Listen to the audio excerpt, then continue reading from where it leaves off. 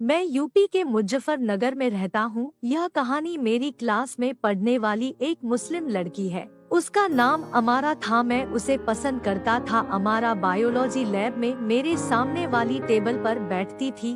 उसमें एक बुरी आदत थी, उसे पता नहीं होता था। जब वो बेंच पर बैठती तो वो अपनी टांगे चौड़ी कर लेती थी और शॉर्ट स्कर्ट होने की वजह से उसकी पेंटी साफ नजर आती थी। काफी बार तो वो घंटी भी नहीं पहनकर आती थी। एक दिन जब मैं उसकी टांगों के बीच से उसकी गुलाबी चिड़िया को देख रहा तो मुझे मेरे बायोलॉजी टीचर ने देख लिया। मुझे पता ही नहीं चला कि कब वो मेरे पीछे आकर खड़ी हो गई और ये सब देखने लगी। मैं अमारा की चिड़िया को देखकर अपने पासों मसल रहा था और मेरी बायोलॉजी टीचर ने ये सब देख लिया था। मैं आपको मेरी बायोलॉजी टीचर के बारे में बता दूं, वह एकदम किसी परी के माफिक है और उनके बाल घुटनों तक लंबे हैं और वो किसी को भी पहली ही नजर में अपना दीवाना बना सकती है। उनका नाम दिव्या है। उस दिन उन्होंने मुझे लेक्चर खत्म होने के बाद बुलाया। मैं लेक्चर खत्म होने के बाद में उनसे बायोलॉजी लैब में मिलने पहुंचा। उन्होंने मुझे डायरेक्टली ही बोल दिया, जमारा की चिड़िया क्यों देख रहे थे? मैं बोला, वो सामने बैठी थी और मुझे दिख गई, मैं क्या कर सकता था इसमें। उसने मुझे समझाया कि ये गलत है और फिर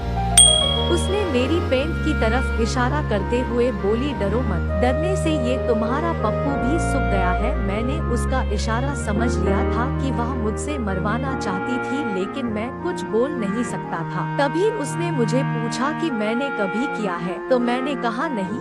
वो हंसने लगी और बोली, तुम बड़े सीधी हो, और मेरे गाल पर किस कर दी। मेरी खुशी का ठिकाना नहीं रहा और मेरा पप्पू फिर से टाइट हो गया। उसने मेरे खड़े पप्पू को देख लिया और मुझसे अपने ऊपर काबू रखने को कहा। उसने मुझसे प्रॉमिस लिया कि मैं ये बात किसी से ना करूं और कि सामने ना बताऊं। मैंने उसे प्रॉमिस किया कि ऐसा ही होगा। उसने मुझे अपने पीजी पर बुलाया। मुझे लग गया कि उसका पूरी रात करवाने का प्रोग्राम है। मैं घर से ये कहकर निकला था कि किसी दोस्त के यहाँ पर पढ़ने जा रहा हूँ। खैर, शाम को मैं उसके पीजी में पहुँच गया और वहाँ जाकर देखा तो वो क्या कयामत लग रही थी।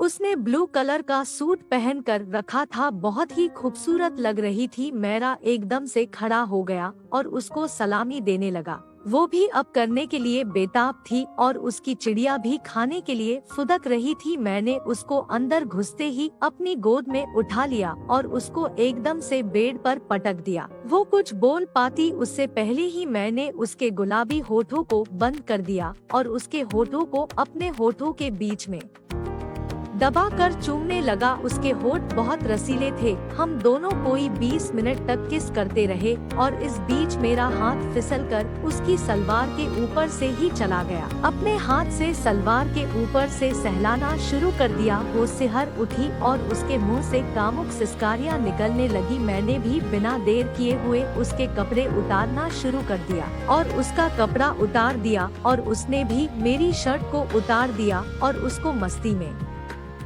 मचलने लगा। मैंने उसके फूलोने को अपने हाथ में भर लिया, जो अब और भी ज्यादा बेचैन होने लगी थी। मुझसे भी अब रुका नहीं जा रहा था। उसने मेरी जीन्स को एकदम से तेजी से नीचे खींच दिया और साथ में ही मेरा उतार दिया। मैंने भी उसकी सलवार को निकाल दी और अब वो मेरे सामने सिर्फ पैंटी में थी। वो बोली, जान देर किस बात की है। मैंने ऐसा ही किया और उसको देखकर ही बावला हो गया। वो तड़पने लगी और उसकी सिसकारियां तेज आवाज में पूरे कमरे में गूंजने लगी। उसके बाद हमने पूरी रात में 3 बार की। आज उसकी शादी हो चुकी है पर वो मुझसे अभी भी करती है।